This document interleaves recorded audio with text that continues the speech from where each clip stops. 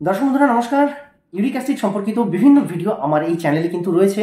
আর যারা সেই সমস্ত ভিডিও দেখে এখনো পর্যন্ত নিজেদের উপর অ্যাপ্লাই করেছেন বা যে সমস্ত তথ্য আমি আপনাদেরকে দিয়েছি, তো সেই সমস্ত তথ্য পালন করেছেন এবং উপকার পেয়েছেন, তারা আমাদেরকে কমেন্ট করে কিন্তু অবশ্যই জানিয়েছেন। আর তাদের আমি একদম মন থেকে কৃতজ্ঞতা জানাই।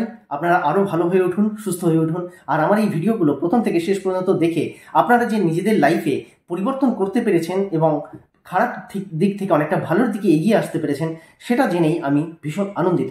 চলুন আজকে ইউরিক অ্যাসিড সম্পর্কিত একটি নতুন তথ্য আপনাদেরকে দিতে চলেছি।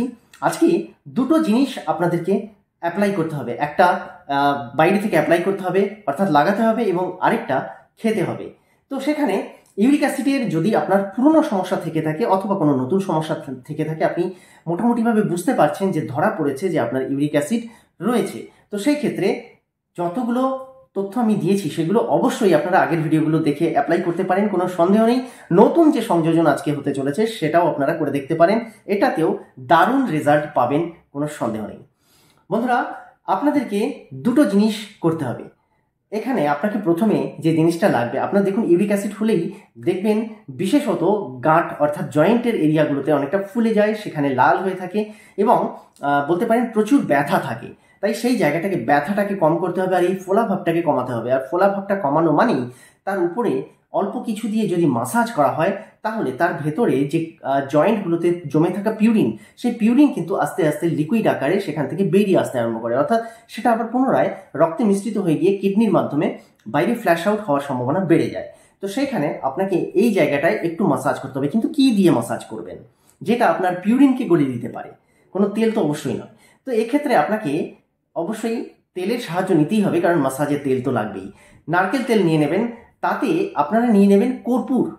হ্যাঁ বন্ধুরা, কর্পূর, পুজোতে যে আমরা কর্পূর ব্যবহার করি সেই কর্পূরই এখানে নিতে হবে। আর নিয়ে আপনি ক্লক ওয়াইজ, সবসময় মনে রাখবেন অ্যান্টি ক্লকওয়াইজ নয়, ক্লকওয়াইজ অর্থাৎ ঘড়ির কাঁটার দিকে গোল গোল রাউন্ড মুভমেন্টে আপনাকে কিন্তু মাসাজ করতে হবে যে জায়গাটা ইউরিক অ্যাসিডের সমস্যা আপনার রয়েছে।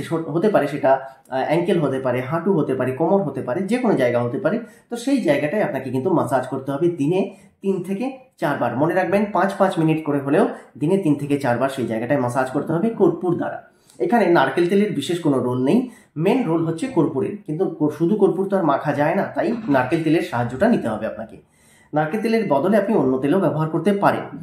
এরপর যে জিনিসটা করতে হবে বন্ধুরা, এবার এটা তো বাইরে লাগানোর ব্যাপারটা গেল, এবার ভেতর থেকে দুটো জিনিস আপনাকে করতে হবে। একটা হচ্ছে কর্পূর আপনাকে ইনটেকও করতে হবে। কিভাবে করবেন? চা বানিয়ে নিন, সেই চায়ের মধ্যে একটু আদার রস বা আদা ফুটে দিয়ে দিন, এবং আদাকে ফুটতে দিলেও চলবে।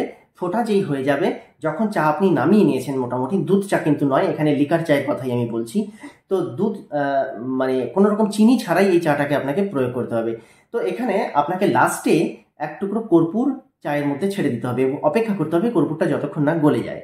সম্পূর্ণ কর্পূরটা যখন দ্রবণীয় হয়ে যাবে, অর্থাৎ চায়ের মধ্যে মিশে যাবে, তখন সেই চাটাকে আপনাকে পান করতে হবে। কতবার? দিনে 2 বার। দিনে 2 বার কিন্তু এই চাটাকে আপনাকে পান করতে হবে আদা সহিত, অর্থাৎ আদার রসও কিন্তু এখানে লাগবে, কারণ আদা হচ্ছে অ্যান্টি ইনফ্লেমেটরি গুণে সমৃদ্ধ। তাই এই আদা এবং কর্পূর দুটো একসাথে গিয়ে যখন কাজ করবে, তখন কিন্তু আপনার ইউরিক অ্যাসিডের সমস্যা অনেকটাই কমে যাবে ভেতর থেকে। দ্বিতীয় নম্বর পয়েন্ট, যেটা এখনো পর্যন্ত হয়তো অনেকেই জানেন বা অনেকে জানে না, কিন্তু অনেক ইউটিউবের প্ল্যাটফর্মে যতগুলো আমি ভিডিও মোটামুটি দেখেছি, তো সেখানে কেউ কিন্তু আলোচনা করেননি সেই বিষয়টা নিয়ে। একটা খুব সস্তার ফল, সেই ফলটা আমরা যদি রেগুলার 3 থেকে 4টে ফল আমরা যদি খেতে পারি, তাহলে পরে ইউরিক অ্যাসিডের সমস্যা ঘরে বসে সারানো সম্ভব। বিশ্বাস করুন, ঘরে বসে সারানো সম্ভব। আর এই ক্ষেত্রে কোনো ডাক্তার বদ্যি কবিরাজের প্রয়োজন পড়ে না। সেটা হচ্ছে কলাতে প্রচুর পরিমাণে পটাশিয়াম থাকে, আর এই পটাশিয়াম কিন্তু আপনার কিডনির মধ্যে জমে থাকা যত আবর্জনা, আপনার শরীরে জমে থাকা যত রকম আবর্জনা, সেগুলোকে কিন্তু ফ্ল্যাশ আউট করতে দারুণভাবে সাহায্য করে। তাই কলা এখানে যদি সেবন করতে পারেন, দারুণভাবে উপকার পাবেন আপনারা। দিনে 3 থেকে 4টে কলা। সবসময় মনে রাখবেন, যাদের সুগার ডায়াবেটিসের সমস্যা রয়েছে তারা একটু কলাটা ইনটেক করার আগে কোনো ডাক্তারের সঙ্গে পরামর্শ করে বা আপনার সুগার লেভেলটাকে মেপে তবেই করতে যাবেন। না হলে পরে হয়তো বা সুগারের ক্ষেত্রে একটু সমস্যা তৈরি হতে পারে। কিন্তু হ্যাঁ, ইউরিক অ্যাসিডের সমস্যা আপনার একেবারে নির্মূল হয়ে যাবে। আর হ্যাঁ, এখানে কোনো দিন আমি এখানে বলবো না যে 15 দিন 20 দিন প্রয়োগটা করে দেখুন, একটু লম্বা সময় হয়তো হতে পারে, কিন্তু এটুকু বলতে পারি যে আপনার ইউরিক অ্যাসিড গোড়া থেকে নির্মূল হয়ে যাবে, কোনো সন্দেহ নেই। তথ্যটা ভালো লেগে থাকলে অবশ্যই বেশি পরিমাণে একটু শেয়ার করে দেবেন, কারণ আমি চাই প্রত্যেক দর্শক বন্ধুর কাছে বা যারা এই সমস্যায় ভুগছেন তাদের ঘরে ঘরে এই জিনিসটা যেন পৌঁছে যায়। খুব তাড়াতাড়ি একটা নতুন ভালো ভিডিওতে আপনাদের সঙ্গে দেখা হবে। নতুন যারা আসছেন চ্যানেলটিকে সাবস্ক্রাইব করে বেল বাটনে ক্লিক করে অল বাটনে ক্লিক করে রাখবেন, তাতে করে প্রত্যেকটা ভিডিও নোটিফিকেশন আপনাদের কাছে পৌঁছবে। আর এই ধরনের ভিডিও আমি আগেও দিয়ে এসেছি আপনাদেরকে, আগামীতেও দিতে থাকবো। তাই সঙ্গে থাকুন, চ্যানেলে থাকুন এবং ভালো থাকুন। নমস্কার।